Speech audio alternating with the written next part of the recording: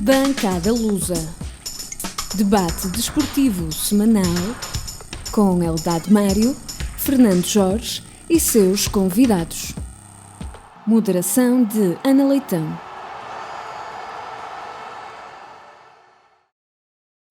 Sejam bem-vindos a mais um Bancada Lusa. Esta semana foi de jogos para as competições europeias e os últimos do campeonato antes da paragem para os jogos das seleções. Fernando, neste rescaldo, o Benfica está a ver a Liga dos Campeões por um canudo? Sim, penso que sim, mas eu hoje quero fazer um bocado de sangria, mas não daquela que a gente gosta todos, né? Relativamente ao futebol português, relativamente às equipas grandes do qual eu incluo o Benfica. E o do Benfica vou resumir no seguinte: esta equipa do Benfica é uma equipa de imberbes, não todos, comandados por um falso humilde, cujo arquiteto é um iluminado que de futebol nada percebe, a não ser de negócios e parcerias, cimento e tijolos. Nada mais lógico nas exibições do Benfica do que a juntar a essas exibições tristes um equipamento todo cinzento. Se fosse preto, se calhar até era mais condizente. Porque realmente contra o Lyon foi uma vergonha. E contra o jogo logo a seguir, contra o Santa Clara, foi mais ou menos a mesma coisa. Só mudaram foi os clubes. Contra o Lyon, na Champions League, uma coisa que é fundamental, não consigo perceber, e gostava que o Lage me explicasse, como é que jogam os piores e jogam os melhores para o campeonato. Relativamente a isso, também tenho outra fase, entrando aqui na sangria, que é o seguinte: isto engloba todos. Isto é uma tremenda luta na Liga NOS. Ambos, Sérgio Conceição e Bruno Lage, já declararam que era o objetivo principal, para ver quem é o campeão, e ao contrário, na Champions League e na Liga Europa, a ver quem faz pior. E as estruturas aplaudem, porque quer ganhem ou percam, o guito do prémio é sempre igual. E depois pergunto ao Bruno Lage que se passa Bruno Lage. Esta é uma frase tirada do canal Panda, no qual eu havia de ver menos. E afinal, na Liga, que eu vou repetir, jogam os melhores na Liga NOS e os piores na Champions League. Até fico a pensar que não é preciso os milhões, pois. Relativamente a alguns jogadores que o Benfica tem lá, eu por acaso ando a seguir com um entusiasmo a equipa feminina do Benfica, e posso dizer, não é proibido pelos regulamentos, mas tem lá três: a Nicole, a da frente, a ponta de lança, e a Geise, que tinha um lugar de caras na equipa A principal do Benfica. Porque além de terem mais cabedal do que os que estão lá, e não serem copinhos de leite como alguns que andam lá, tipo Grimaldos, Pizzi e assim, essa seita toda, que mal se encostam àqueles graúdos que a gente vê jogar nos campeonatos da Europa, eles caem como tijolos, porque estão habituados a um campeonato corrupto, para um campeonato que se joga só na descrença, joga-se nos bastidores, joga-se na relva, joga-se em tudo que é possível, menos futebol para se ganhar jogos. Assisti aqui no domingo a um jogo que foi mais um jogo de handball do que um jogo de futebol, entre um Boa Vista e o Futebol do Porto, em que o Porto é um justo vencedor, porque foi a equipa, pelo menos, que fez mais para ganhar. Uma equipa perfeitamente ao alcance do Boa Vista, até porque praticamente jogou com a terceira equipa, o Porto, atendendo ao facto do Sérgio Conceição ter castigado 4 jogadores que eram titulares, ou têm sido titulares, e um Boa Vista de um indivíduo fraquinho que nada percebe de futebol, cheio de medo, e a fazer substituições, a tirar os homens da frente, que era para ver se eles não marcavam golos. Foi o que eu vi no jogo. Depois, uma série de lamentos, um mau árbitro, o relvado estava bom, não podem dizer que o relvado estava encharcado, também estava a chover, mas as duas equipas, e o que é de lamentar mais, já vi isto no tempo do Jorge Jesus, esse consagrado grande treinador de futebol por alguns, para mim não, a perder com o Benfica a jogar como uma equipa de segunda. Ou seja, na segunda parte o Futebol do Porto defendeu o resultado. Pôs-se para ali com algumas invenções, jogadores a cair como tordos para o chão sem ninguém nos tocar. Foi uma panápula de anedotas, de um jogo que de 45 minutos na primeira parte teria 20, nem tanto, e na segunda parte teria para 15 minutos ou para coisa do género. Portanto, está lastimável o campeonato português, porque é aquilo que eu digo, para os seus as estruturas, as direções, para eles tanto faz ganhar como perder, porque o dinheiro que eles recebem é o mesmo. Portanto, o que é preciso é fazer negócios, é andar a comprar barato e vender depois caro, e eu a comprar caro também, quando não se pode vender, que é para ir buscar as percentagens. Estamos nisto no futebol Muito bem, Fernando. para já. Eldad, entre a polémica das festas até de madrugada e depois da derrota para a Liga Europa, o que é facto é que o Porto soma mais 3 pontos no campeonato. Sim, é verdade. Eu aqui tenho de, em primeiro lugar, cumprimentar-vos a todos. Segundo, dizer que patrocino a opinião aqui formulada por Fernando Jorge no que respeita à qualidade do futebol nacional. Mas, concretamente, em relação aos jogos, eu acho que demonstram bem a qualidade a que se chegou no futebol nacional. E estamos a falar das equipas de topo. Não estamos a falar do fundo da tabela. Estamos a falar do Benfica, do Sporting, do Porto e do Braga. Braga esse que até teve um resultado magnífico ao ir ganhar ao seu grande rival, a Vitória de Guimarães, pondo o termo a um tipo de performance que estava, em princípio, condenada já pelo próprio presidente do Braga, porque, segundo eu percebi, tinha-lhe dado 1 ou 2 jogos para ganhar, porque senão as coisas poderiam terminar no despedimento do treinador.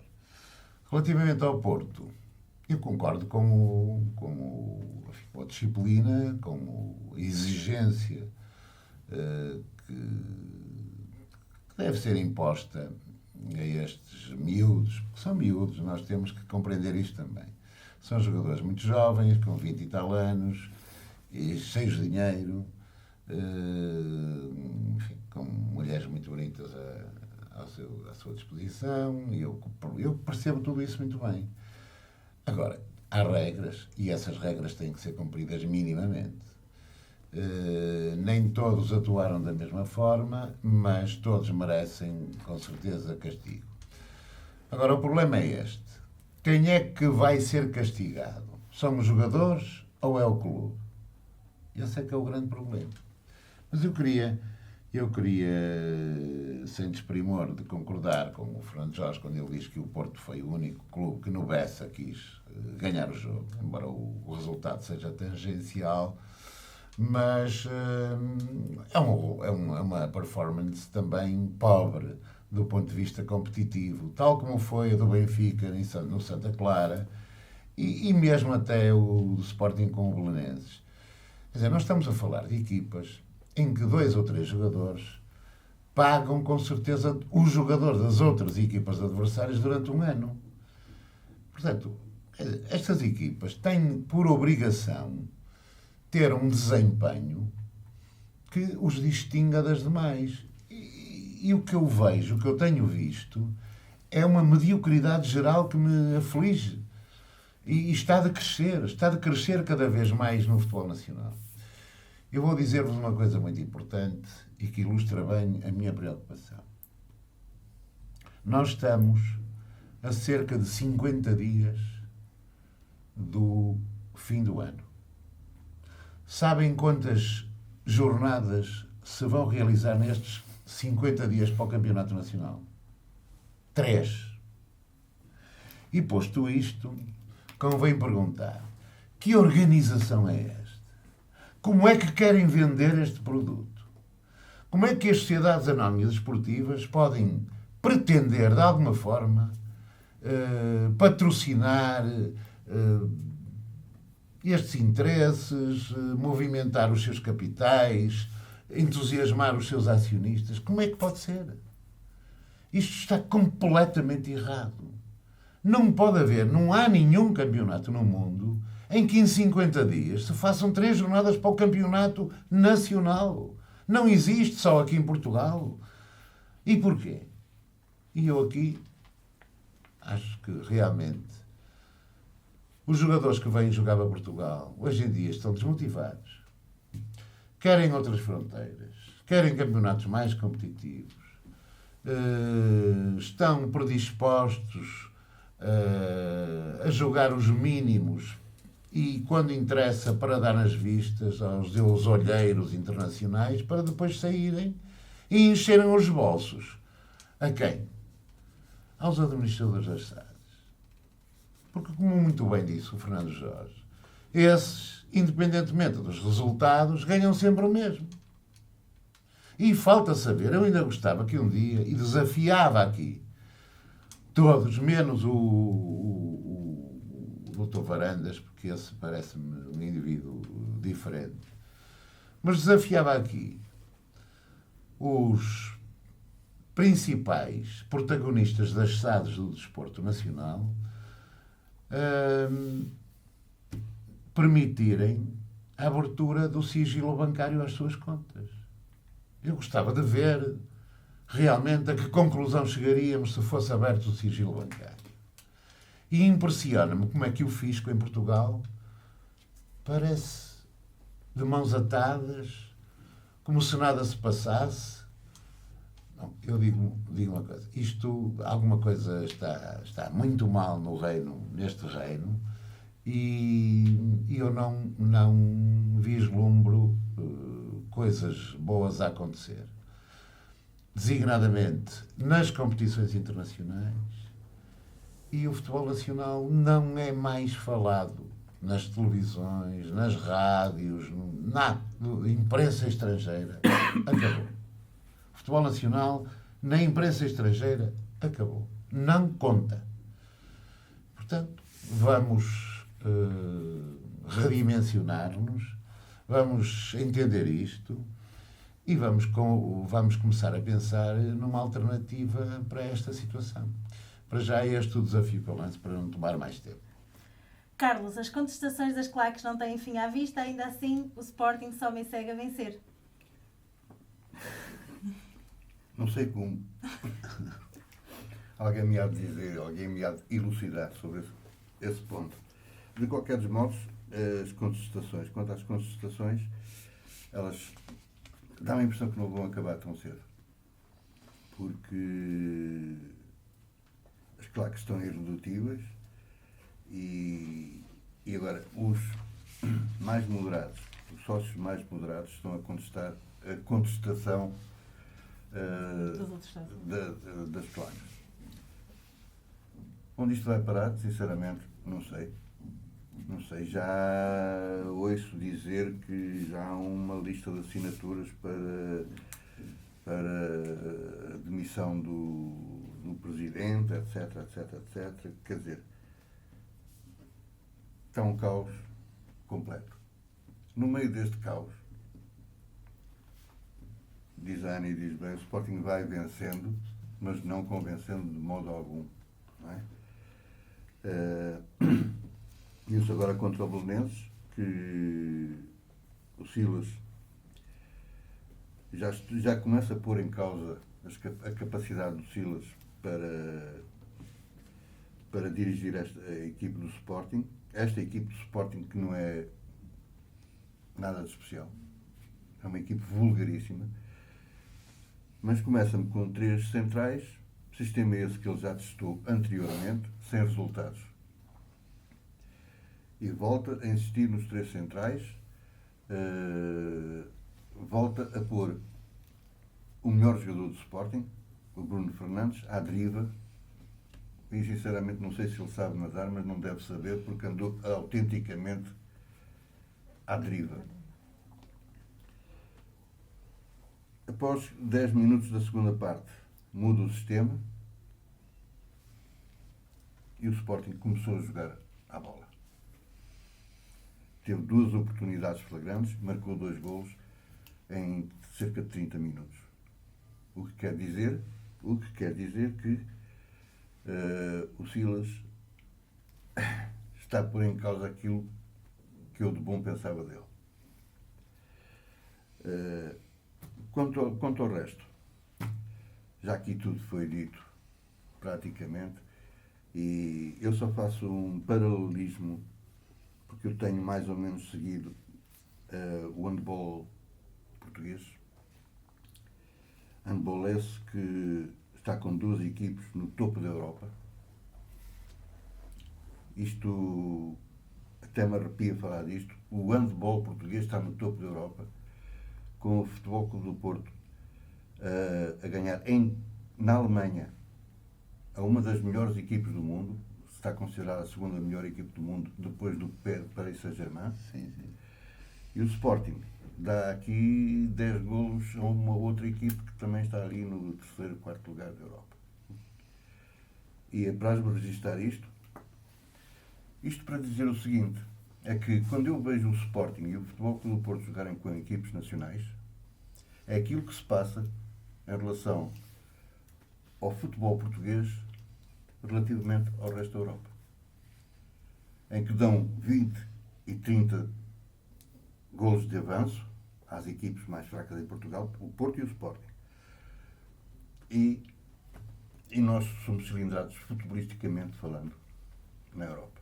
Quer dizer, é o termo comparativo que eu quis trazer para aqui, porque o Porto e o Sporting são a Europa e o resto das equipes são as equipes portuguesas.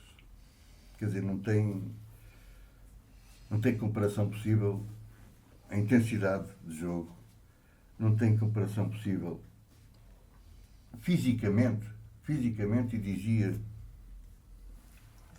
o Fernando, e muito bem, que os jogadores que jogam no futebol português, que não são portugueses, que jogam no futebol português, um encostozinho, estão logo a tirar as medidas ao asfalto, como se costuma dizer.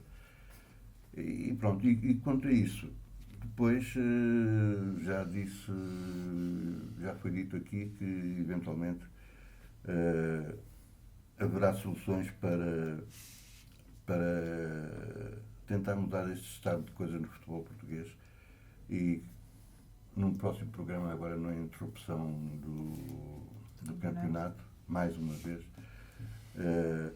há certas coisas que terei muito interesse em adiantar aqui.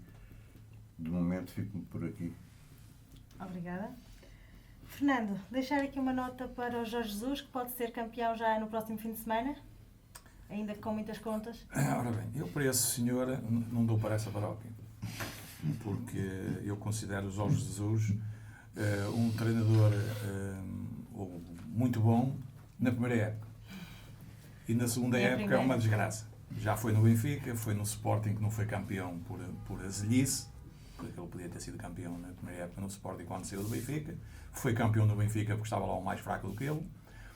Vai ser campeão no Brasil, porque realmente o Brasil, o Nuno Álvares tem que ir lá outra vez descobrir aquilo.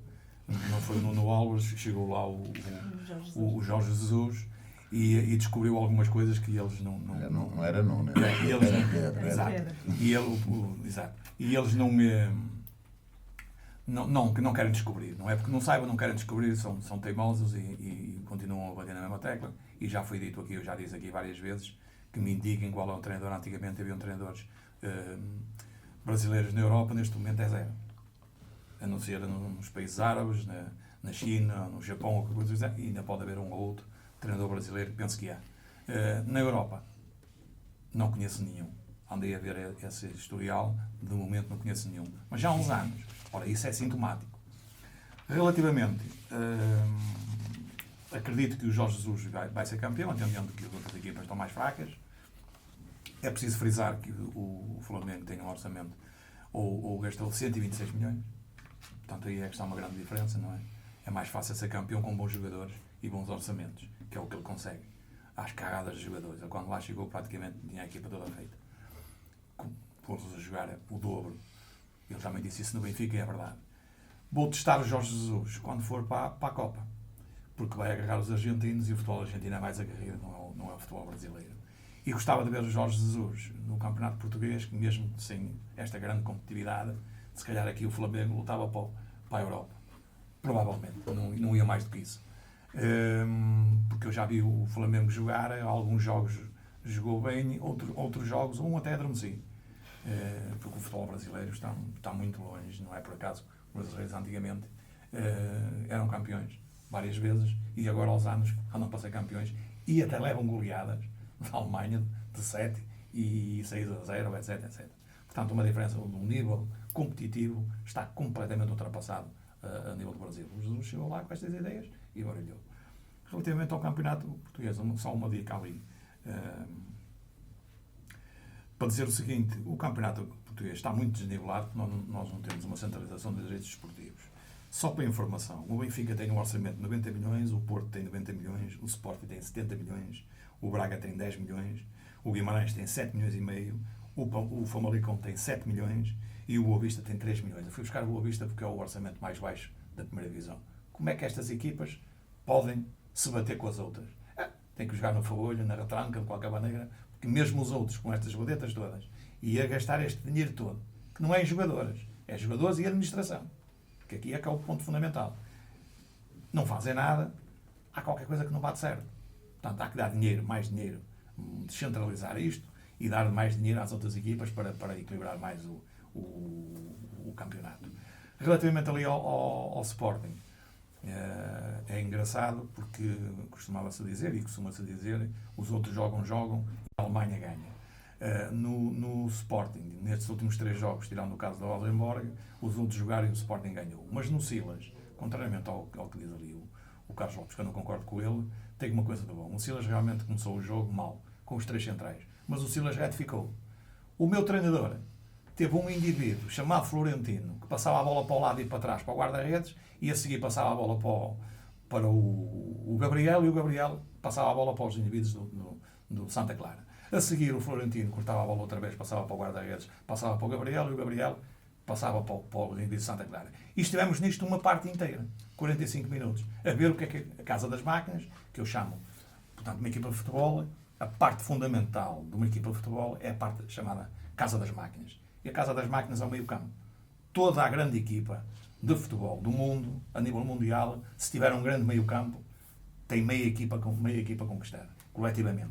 Se tiver um meio-campo fraco, ou de indivíduos fracos e indivíduos fraquinhos, a equipa não vale nada. Pode ter grandes artistas, bons jogadores, individualmente e tudo, mas a Casa das Máquinas não funciona.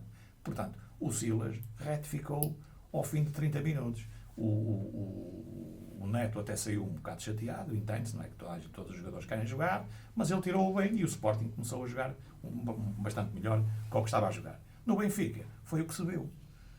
Porque temos um indivíduo que está a ver um filme que chega ao fim, é como o Lito Vidigal. Nós fizemos um jogo extraordinário. Ninguém viu nada daquilo no Bessa. Também estávamos molhados, com certeza, com a chuva era tanta que batiam-nos nos olhos e a gente está com os olhos fechados, porque choveu bastante. O Laje, tenho pena, porque ele está a desaprender, está a ficar. Estou a ver no Benfica um futuro Rui Vitória, a mesma apresentação. Portanto, fez um bom ano, fez um segundo ano razoável, estagnou. O Bruno Lage parecia-me um indivíduo humilde, não é um falso humilde, porque ele diz que pensa para a cabeça dele.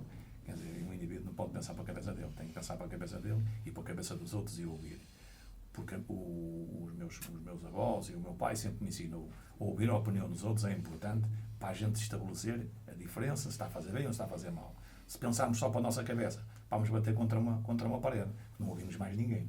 Portanto, isso não é de um indivíduo que seja humilde. Eldad, já aqui falamos levemente sobre isto hoje, que impacto é que esta paragem pode ter nas equipas? O que é que as vamos encontrar? Péssimo. Impacto péssimo, porque isto não interessa a ninguém. Não interessa ao negócio do futebol, não interessa aos espectadores, não interessa aos sócios, não interessa aos acionistas, não interessa a ninguém, nem aos próprios jogadores, nem às estruturas, não interessa a ninguém. Isto não interessa a ninguém. Isto é o descalabro total. Mas como eu venho já alertando há algum tempo para isto, nós estamos, Ana, com 11 jornadas. Em 11 jornadas, nós vemos o que é que nós olhamos para a tabela classificativa e o que vemos. O Benfica com 30 pontos, o Porto com 28, o Famalicão com 24 e o Sporting com 20. Ou seja, em 11 jornadas, o Sporting está a 13 pontos do Benfica. E o Vitória de Guimarães, o Rio Ave, o Boa Vista, o Tondela e o Braga estão com 14 o primeiro e com 15 os outros do Benfica. Quer dizer, como é que isto é possível?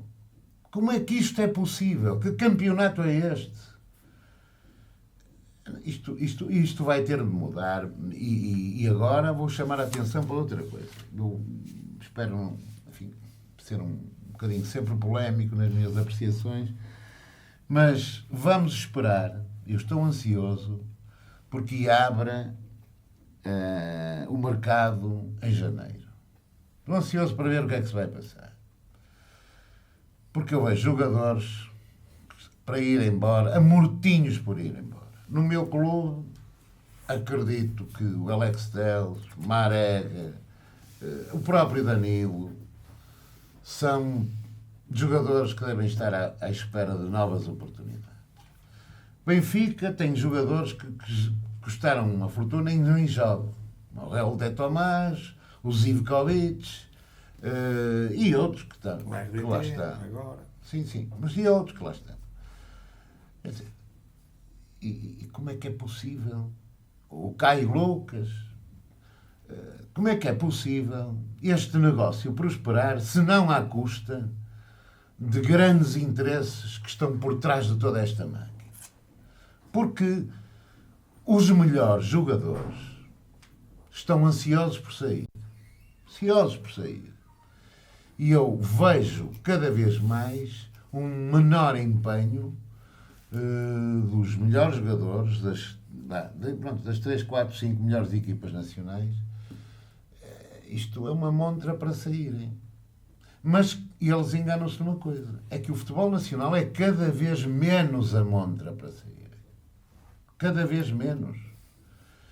É claro que os empresários que tomam conta disto, naturalmente, enchendo os bolsos dos administradores das SADs e dos jogadores e deles próprios, são capazes de movimentar aqui uns milhões para isto continuar a baixar paulatinamente até que um dia vamos chegar realmente ao zero da Europa. Nós vamos chegar a continuarem assim.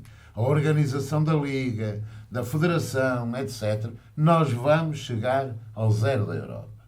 E veja-se o que é que os clubes portugueses têm feito na Europa. Basta dizer isto. O que é que tem feito? O Porto, que foi sempre o grande protagonista nestes últimos anos dos grandes resultados europeus, onde está agora?